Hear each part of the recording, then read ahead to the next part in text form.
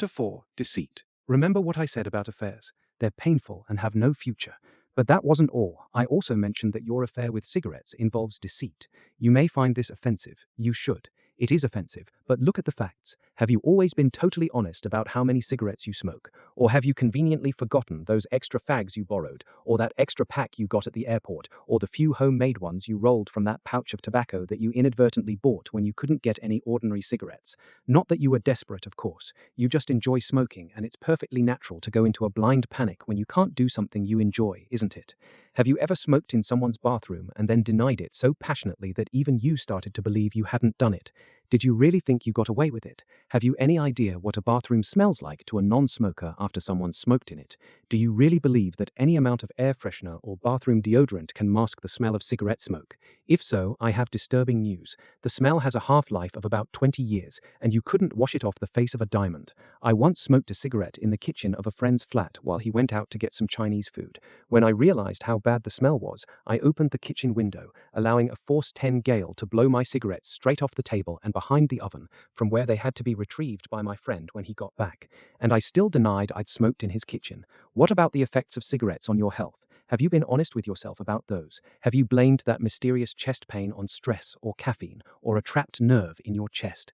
Don't laugh, I once claimed it as an excuse. Have you put your creeping lack of fitness, shortage of breath and slug-like posture down to the normal wear and tear of a life in the fast lane?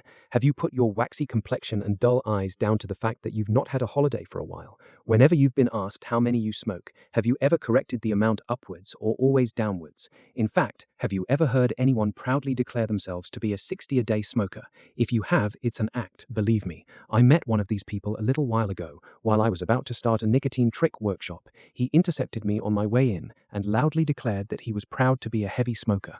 I told him I respected his honesty. An hour later, he was begging me to explain the nicotine trick to him. Proud to be a smoker? Get real. You can't have an affair without lying. It comes with the territory. I once went to a hypnotist to help me stop smoking. He charged me so much money that it made it impossible for me to afford any more cigarettes for a while, but it had no effect on my actual smoking. I've often wondered whether his relaxation techniques worked better on my wallet than they did on my subconscious mind. Fortunately, I had an emergency cigarette in my jacket, which I smoked on the way home from his clinic. When I got home, my father asked me if it had worked, and I said yes, honestly meaning it, and believing that the hypnosis just needed time to kick in, which it never did. But the deceit isn't all one way. Your cigarettes have deceived you too.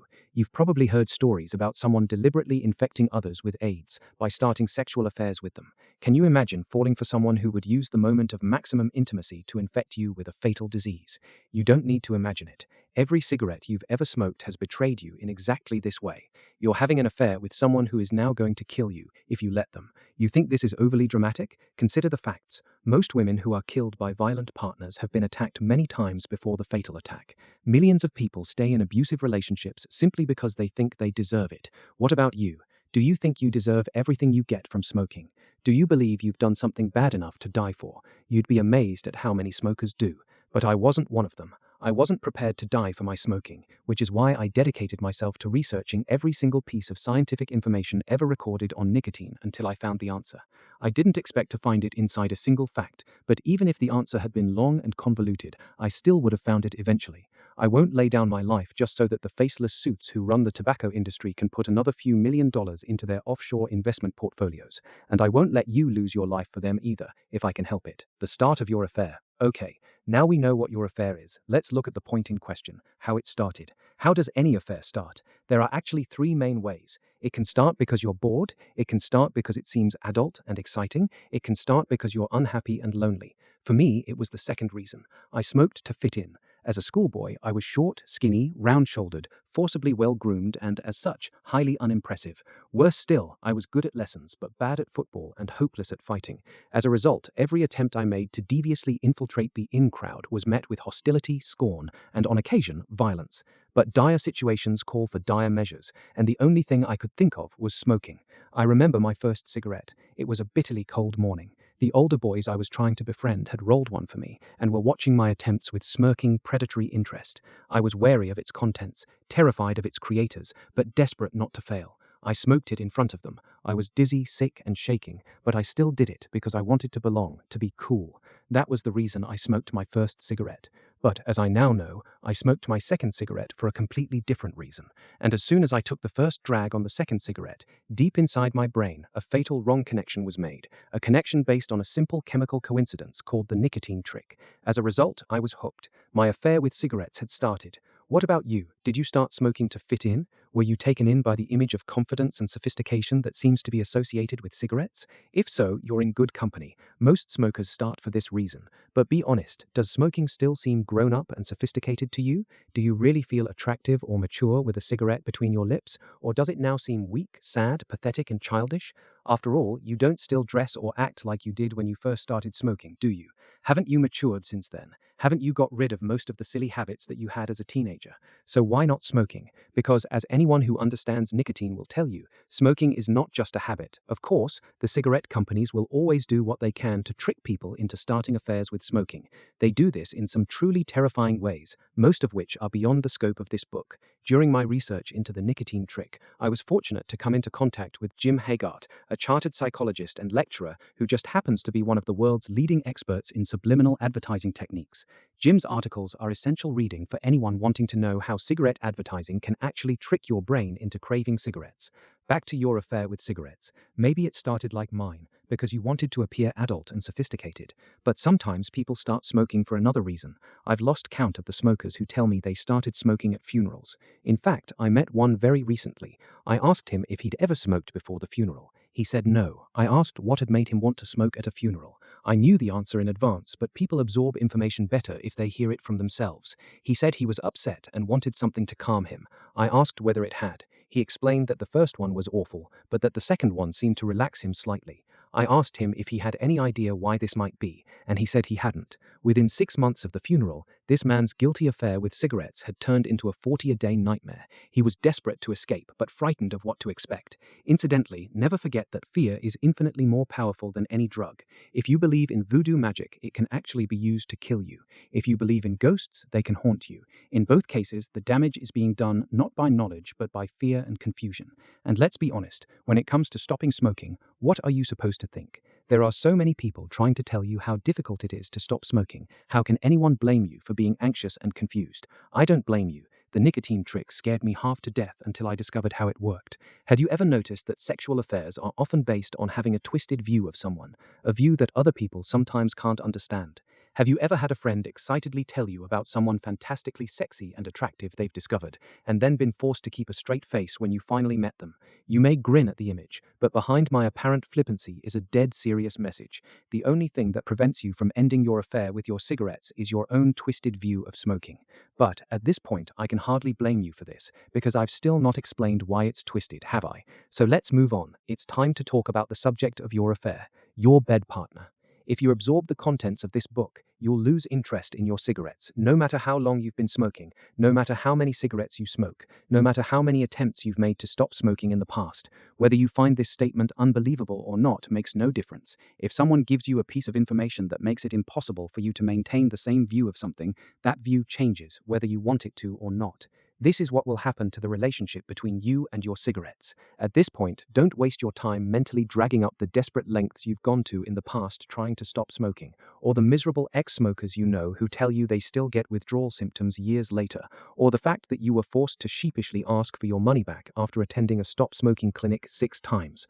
None of that is relevant, and none of it will make the slightest difference to the outcome. The outcome of reading this book will be that your attraction to cigarettes will fade, seemingly by itself. How can I be so sure? Because I'm about to explain exactly what smoking a cigarette really does, and I'm going to explain it in such detail that the part of your brain that makes you smoke will be unable to hide from the truth. When this happens, it will be like a cut nerve starting to die. You won't need to try to lose interest in smoking, because your affair with cigarettes is actually based on such a simple illusion that it will completely cease to impress you as soon as I explain it in detail.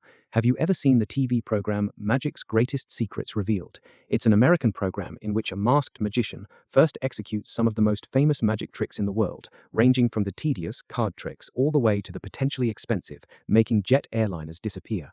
Having executed each trick exactly as it would be seen by an audience, the masked magician then slowly goes through the trick again from scratch and explains how it's done, exposing every piece of deception upon which the trick is built. When I first sat down to watch it, I was expecting to see an incredible and ingenious solution for each illusion. I was disappointed. Time after time, I watched as the most fantastic and baffling of tricks proved to have a mundane and disappointing explanation, one that suddenly seemed incredibly obvious as soon as the trick was shown again. The woman who disappears is crouched behind a base that suddenly seems unnecessarily deep. The vanishing plane never goes anywhere. The camera is on a revolving pedestal the entire time. The bullet caught in the teeth is already there. The glass plate through which it was fired was shattered by a remote-controlled charge. It all seems so obvious afterwards, doesn't it? But once you've seen the secret of how a magic trick works, how fascinating is it? How amazing does it now seem? How keen are you to see it again? Very shortly, I'll reveal smoking's greatest secret, the nicotine trick, and your cigarettes will start to lose their attraction. Throughout history, people have made bad decisions because they became sexually infatuated or besotted with some fantasy figure. And as they say, love is blind. More accurately, lust is blind. Some of the greatest music and literature ever created has been about tortured relationships that were built around sex, obsession, betrayal, deception, and illusion. As I said before, whether you're male or female, your relationship with cigarettes is almost identical to a sexual affair such as this. We've already looked at some of the usual characteristics of affairs. Most affairs start with a rash or impulsive decision, the desire for some romance, excitement, or a quick sexual thrill. The problem is that just like smoking, the decision to start an affair is usually a lot easier than the decision to end it. Which brings me to an important point. Never in your life have you made a decision to become or remain a lifelong smoker. Why not? Because your survival instincts would have made it impossible. Let me explain why. Your brain can easily be reassured by the fact that the next cigarette probably won't kill you, but it can't be fooled into thinking that smoking won't kill you eventually. Even if you were suicidal, you'd choose an easier, less ridiculous method to kill yourself.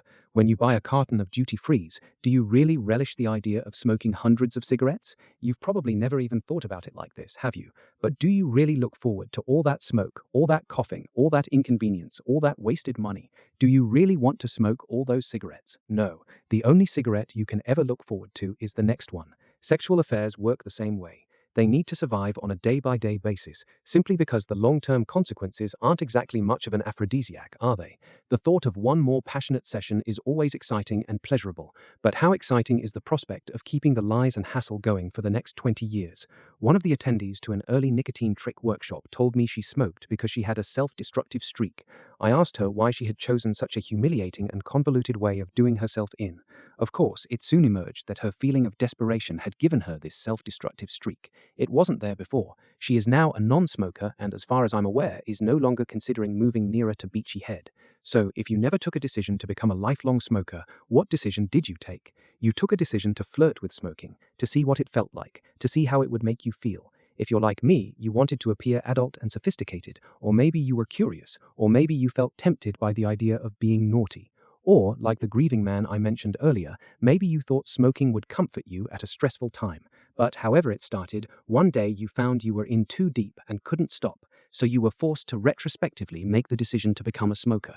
You were forced to justify your carelessness by inventing a plausible explanation to put you back in control, a cover story, or more probably an entire string of them.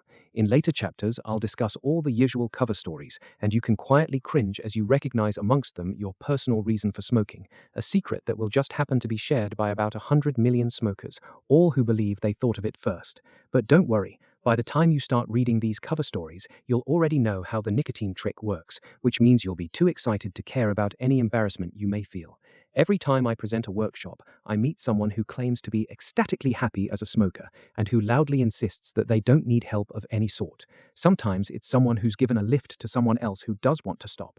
I love talking to these people because I know what's going to happen, and it's absolutely fascinating watching it unfold. Here's what I do. I avoid talking about smoking because I know I don't even need to bring the subject up. I'll talk about football or EastEnders or something else. Eventually, I'll create a pause, and then it happens. Bang on cue, they casually ask me how I help people to stop smoking. I tell them I wouldn't want to bore them with it, and then I change the subject. This inflames them even further, and soon afterwards, they become frustrated and start suggesting possibilities to me. Despite the fact that I take the nicotine trick very seriously, I sometimes allow myself to be silently amused as the conversation unfolds. I suppose you think I'm too weak to quit. Not at all. Actually, you're a lot stronger than me. Stronger? Their eyes narrow to slits, suspecting a trap. It is a trap, but not one set by me. Well, you've managed to maintain an illusion for yourself that I wasn't able to maintain. That takes a massive amount of energy, strength, and determination. This has a similar effect to spraying smoke on bees. They become quiet and subdued for a few moments. There is sometimes a long pause before the next question, but it always arrives eventually. What illusion? Oh, haven't you heard? Smokers smoke because of a chemical coincidence that makes them misunderstand the delayed effects of nicotine. It's not rocket science, really, but it does play absolute havoc with them. After that, I just can't do it to them anymore. I sit down and explain the nicotine trick to them in detail. I tell them how desperately I struggled to stop smoking and how weak I consider myself to be, but how my cravings simply wore off when I suddenly discovered how nicotine had tricked my brain. As soon as they realize that I don't see myself as the new messiah and that I have absolutely no desire to cure the planet of smoking, they pour their hearts out to me about how they've lied to themselves and everyone else about why they really smoke. In some cases, they've bottled up an incredible amount of fear simply because they feel so trapped. Let's move on. If your relationship with cigarettes is an affair, there must be a focal point, some specific driving reason that makes you keep doing it. There is. Let's talk about sex.